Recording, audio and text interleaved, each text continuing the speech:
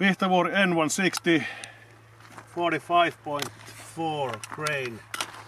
So I do remember it was the maximum load, but what I have seen these Lapua Scenar-L bullets, they like fast to be fast, so they need powder and more speed. 5 rounds with 2.6 Remington and Scenar-L boy.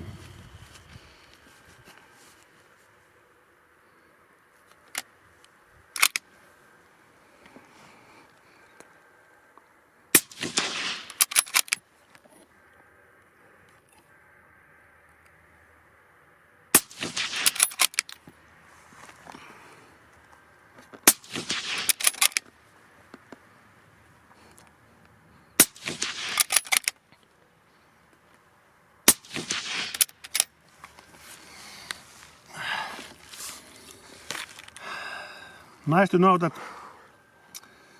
this barrel has been shot well over 5, or I don't know, maybe closer to 6,000 rounds with fast. It's faster with heavier bullet than with lighter 123 grain Scenar.